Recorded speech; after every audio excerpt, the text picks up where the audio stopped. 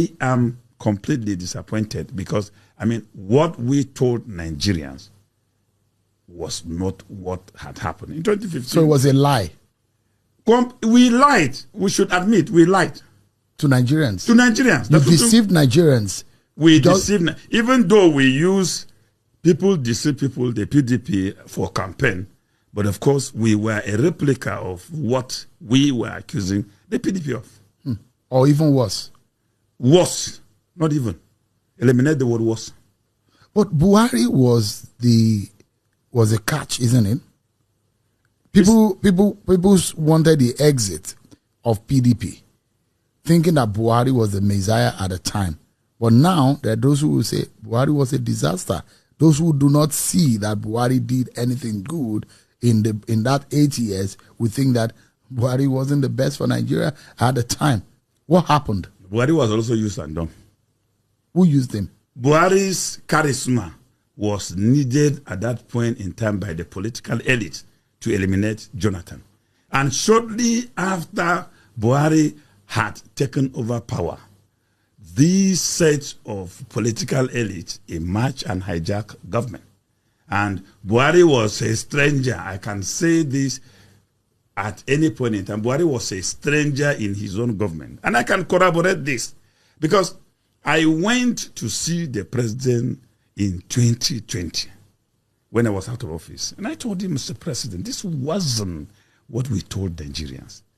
And that I have conscience. We campaigned and convinced Nigerians. When I look at the type of investment the common people put in our government, and here we are today with insecurity. When we came in, it was only the Northeast. As at 2020, I told him, it was not possible to even travel from Abuja to Kaduna. And I dared him.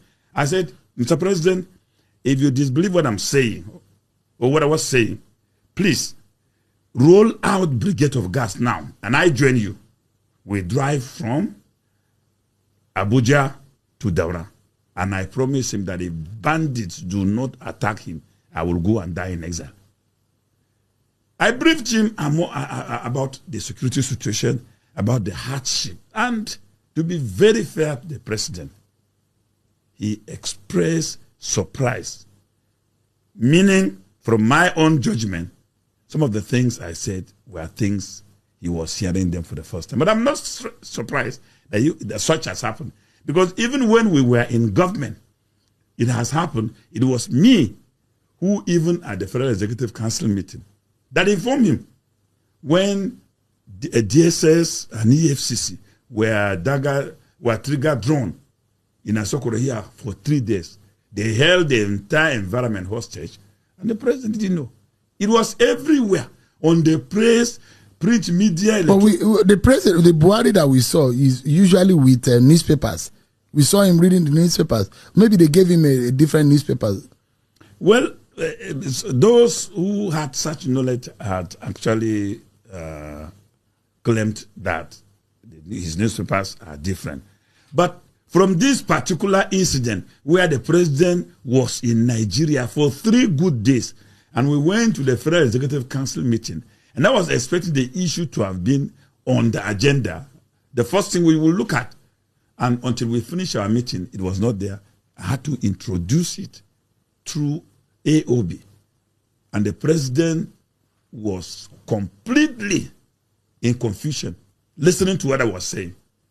And at the end of the day, we even left without any closing prayer because he was visibly angry.